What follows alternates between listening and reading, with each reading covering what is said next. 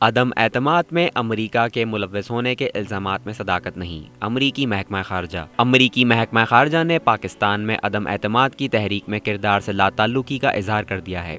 अमरीकी महकमा खारजा का कहना है कि अदम एतमाद में अमरीका के मुलव्वस होने के इल्ज़ामात में सदाकत नहीं।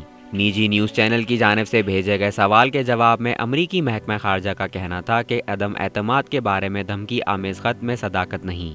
अमरीकी महकमा खारजा का कहना था कि पाकिस्तान में जारी सूरत हाल को मॉनिटर कर रहे हैं, पाकिस्तान के आईनी अमल की तकारीम करते हैं, पाकिस्तान में कानून की हुक्मरानी को सपोर्ट करते हैं। वाज़ेह रहे कि 27 मार्च को इस्लामाबाद में जलसे आम से खिताब में वज़ीर आज़म इमरान खान ने ख़त लहराया था और कहा था कि मुल्क में बाहर से पैसे की मदद से हुकूमत तब्दील करने की कोशिश की जा रही है। हमें लिखकर धमकी दी गई, मेरे पास ख़त है और वो सबूत है। वज़ीर आज़म के दावे के बाद अपोजिशन की जानिब से ख़त सामने लाने और ऐवान में पेश करने का मुतालबा जोर पकड़ रहा है। सब्सक्राइब करें और बेल दबाएं ताकि कोई खबर रह न जाए।